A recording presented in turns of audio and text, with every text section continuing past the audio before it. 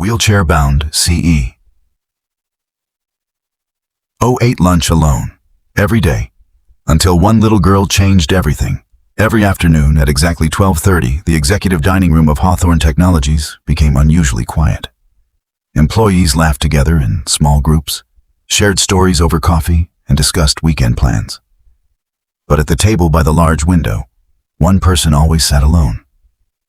Her name was Victoria Hayes, the founder and CEO of the billion-dollar company. After a car accident 10 years earlier left her unable to walk, she used a wheelchair. Her success earned respect, but her position created distance. Most employees admired her from afar, believing she preferred solitude. The truth was painfully different. Victoria didn't eat alone because she wanted to. She ate alone because no one ever asked to join her. One rainy Tuesday, a new maintenance supervisor named Daniel Brooks arrived for his first week of work. Recently widowed, Daniel was raising his 8-year-old daughter, Emma, by himself. Since school was closed for teacher training that day, Emma quietly accompanied her father to work with permission from Human Resources. While Daniel grabbed their lunches from the cafeteria, Emma looked around the room with curious eyes. Then she noticed the woman by the window. "Why is that lady eating by herself?" she whispered. Daniel glanced over. "I'm not sure," he replied. "Maybe she likes the quiet." Emma watched for another moment before shaking her head. No one should have lunch alone. Before Daniel could stop her, Emma picked up her tray and walked confidently toward Victoria's table. "Excuse me," she asked politely. "Would you mind if my dad and I sat with you?" Victoria looked up, clearly surprised. For a second, she thought the little girl had mistaken her for someone else. Then she smiled. "I'd like that very much." Daniel hurried over, embarrassed. "I'm so sorry," he said. "She means well." Victoria laughed softly. "Please don't apologize." For the first time in months, someone sat across from her without fear, obligation, or business expectations. Emma happily talked about school, her favorite books, and how her father always burned pancakes on Saturday mornings. Daniel rolled his eyes.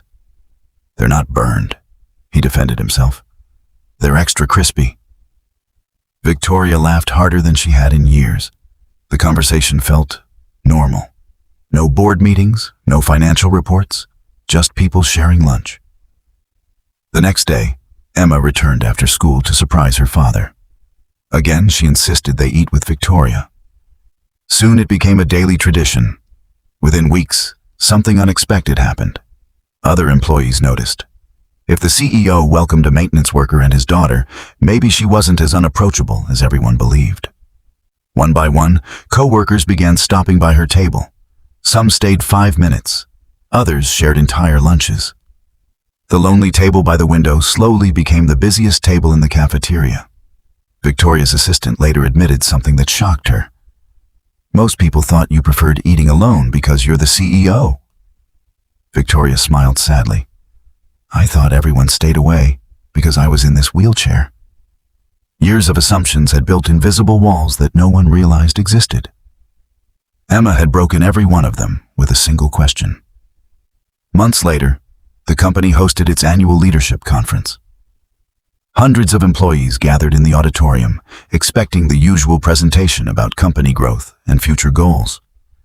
Instead, Victoria rolled onto the stage, holding a small framed photograph. It showed 3 people laughing over lunch. "I've spent years believing leadership meant standing apart," she began. "I built an incredible company, but somewhere along the way, I forgot how important simple human connection really is." She looked toward Daniel and Emma, sitting in the front row. "A little girl reminded me that kindness doesn't require permission." The audience applauded. Then Victoria made an unexpected announcement.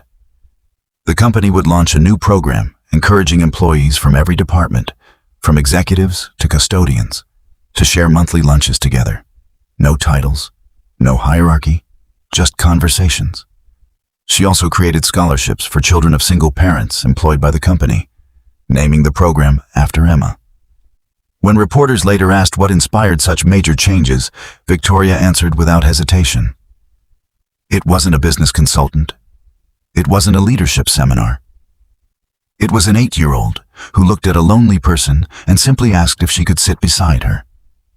Sometimes the greatest acts of leadership begin with the smallest acts of kindness. Because success may build companies, but compassion builds families. And on one ordinary afternoon, a father, his daughter, and one empty chair quietly changed an entire workplace forever.